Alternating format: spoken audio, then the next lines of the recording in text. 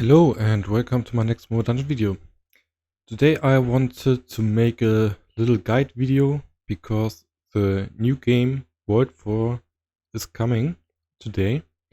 And yeah, I just started to write down a guide. It's not yet finished, but I still will post the link since I will update it in the near future. And yeah, we will switch right to there. And you can see I have the first page ready, and I think this is the most important thing in the guide anyway, since that is what you all will face on day one, what hero you should actually pick. And yeah, there we have Aqualon. We just got the infos from him, and he has an AoE attack. He's a debuffer and also a semi-heal, because yeah, I guess he's a new hero, and new heroes will always be better than the older ones. And yeah, so he's quite strong. I mean, I think he's the best option for the new start. The alternative option is Ragnar. He was called Berserk in the past, and he has the best potential damage output in the game when you get the pumpkin skies and the third talent.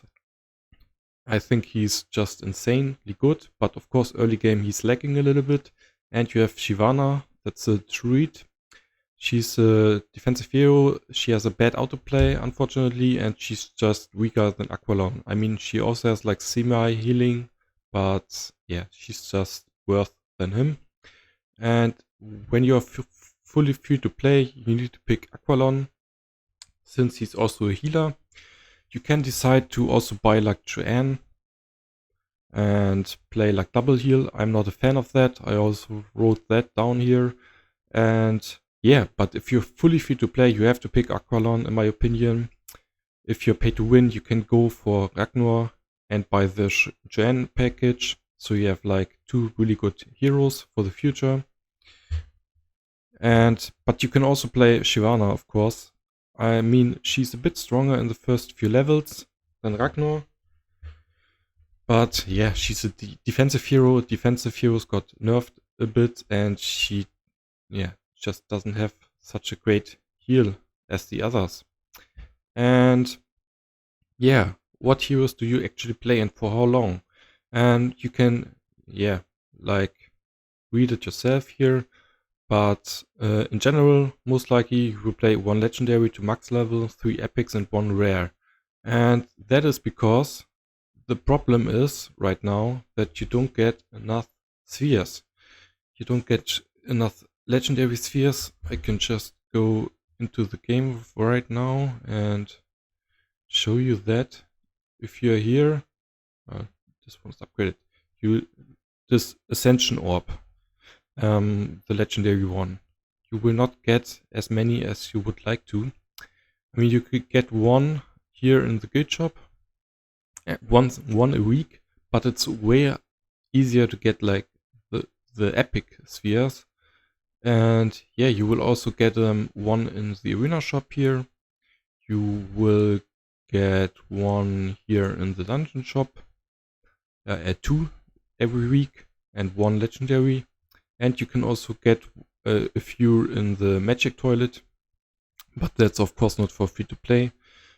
And yeah, so it's really hard to get those orbs. That is why you have to play like this. The thing is, early on, you might play with 2 or 3 or as many as you get, legendaries as you can, up to level 50. But at some point, when your heroes get to 60 plus, usually it's not worth it to play legendary level 50 anymore. And yeah, that's why you even play 1 rare hero. And of course, when you are playing pay to win, you are able to play with way more legendaries early on. but it's not really that big of a difference. It's just a difference on what heroes you actually have and how many talents you have on them. But yeah, so that is like the rule. I think, in my opinion, it's always more important to have levels over anything else. Levels are the most important thing in the game. And now we want to talk about some combos that you might be able to play.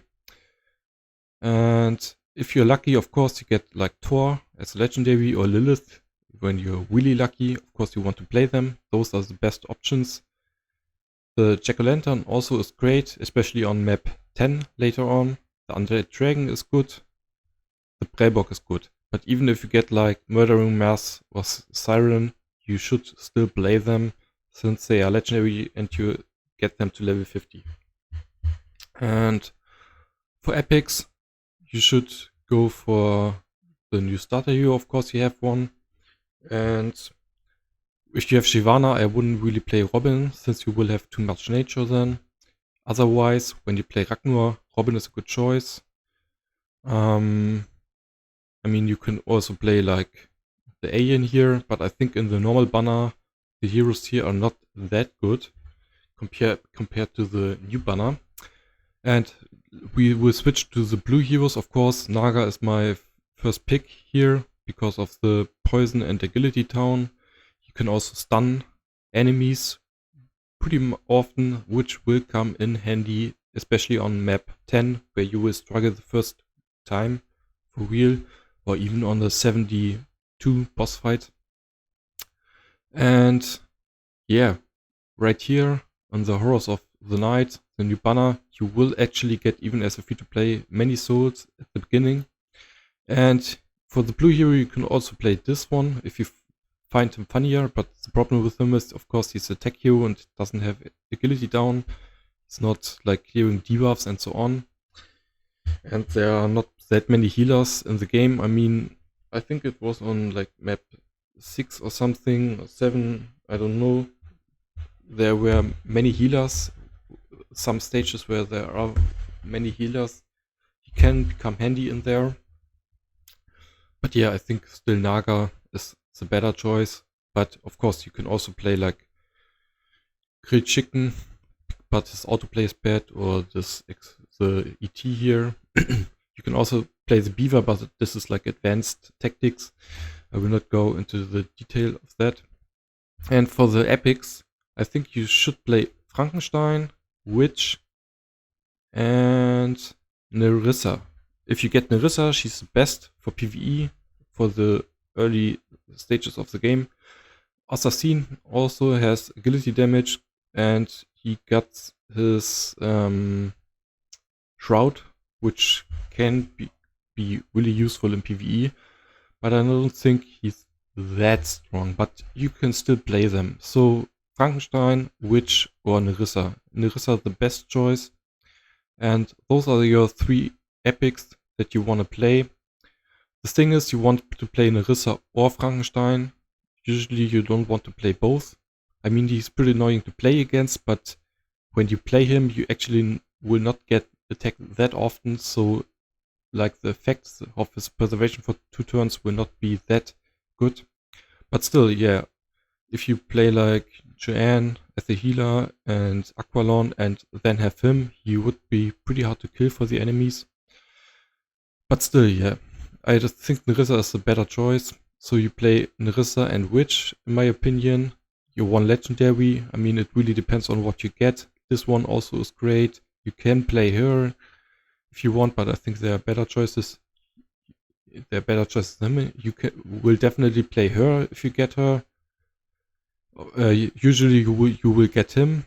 I mean, without many talents and without like in the late game, I think he's not the best, but he got his confused, he got preservation, so he's also quite strong in, yeah, even on a free-to-play team. If you get her, of course, a jackpot, but it's really unlikely. So, yeah, on this banner I already went through the best heroes. So, for example, you get like the Undead Dragon. You get like Freeze and Burn. Then you should play Naga. since you can have like more debuffs then. You can stun like many enemies with those heroes, Undead Dragon and Naga. And for the epics, I wouldn't really play her then. Either you have Aqualon or you have Ragnar as a damage dealer. And then you just play Nerissa and the Witch. And ready is your comp. You shouldn't play Naga, Robin and Witch, so you have 3 natures. You also have to keep in mind to not have too many elements.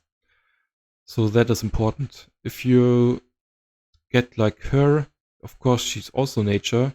I also wouldn't like play too many nature. I would try to consider to play to not play Naga then.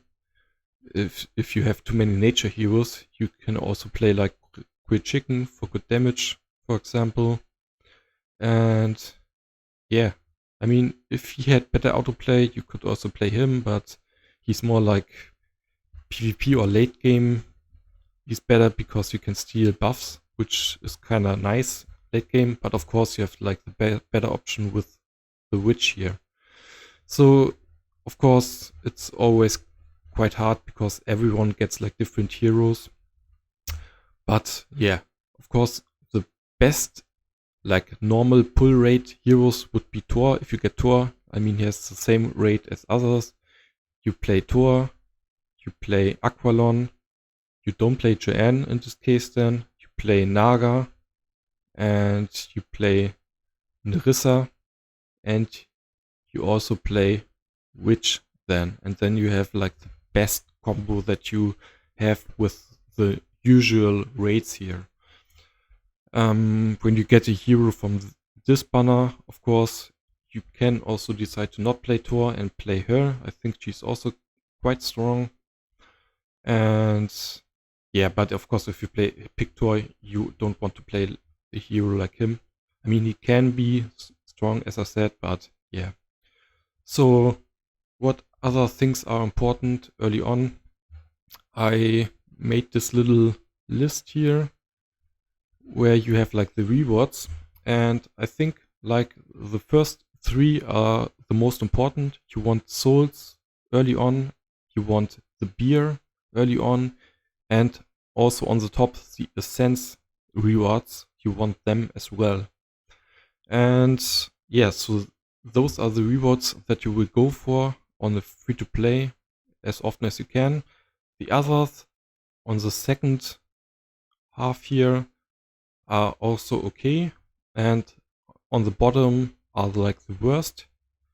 In my opinion, you could skip them when you are free to play, and that is because of course you will have not like that much thirst early on. So if you have like, of course I don't see it here, but you have like a stage here where you only get like skips and or gold, you might want to skip them. So you have like 30 out of 42 stars or 26 out of 42 here as well, and so on. So you can clear them later when you are stuck and collect the rewards later on. But early on you want to skip that on a free to play and select that later. And also you want to get to World 3 as fast as possible, because then you can play 5 heroes actually. I mean, as a free to play it's not that important, since you will not have like this great champions early on.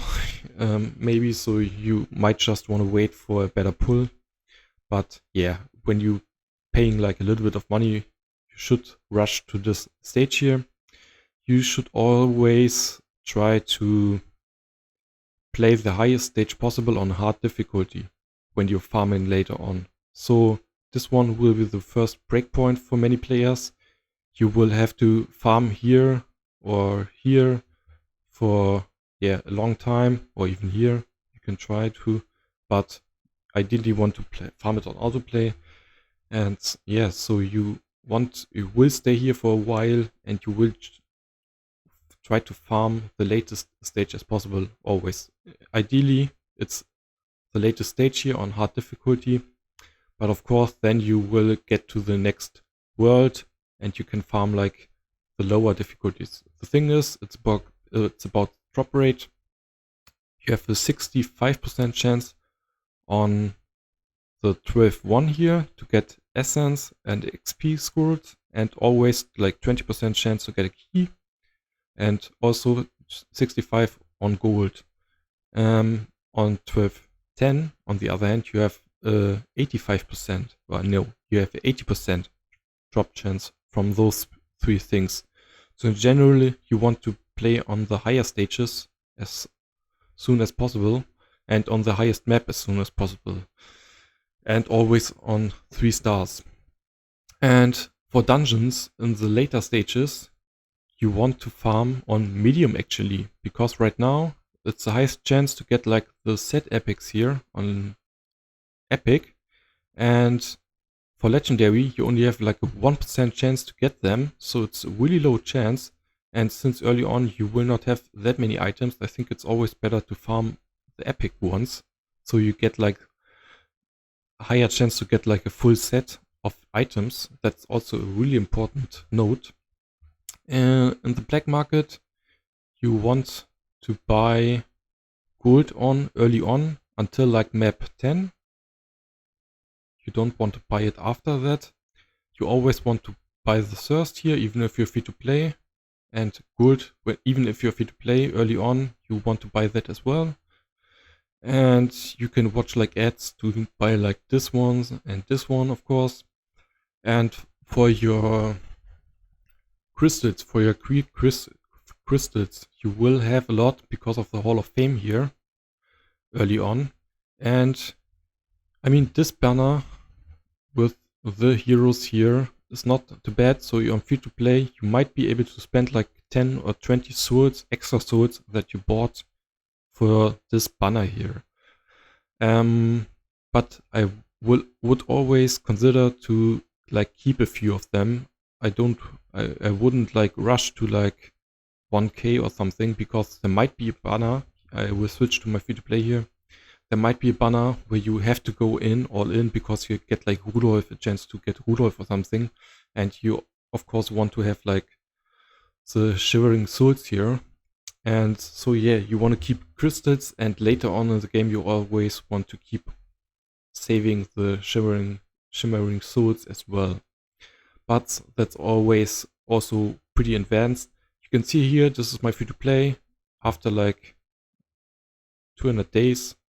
And you can see I have a lot of legendaries, a lot of epics, and still I am at that point right now. After 200 days, I'm able to play 1 legendary, 4 epics, or even 2 legendaries and 3 epics, but I don't have like good enough legendaries for me to consider playing. I mean, I don't have the talent here, and I have a full talent Ragnar. I think he's better than a 0 talent Prevok.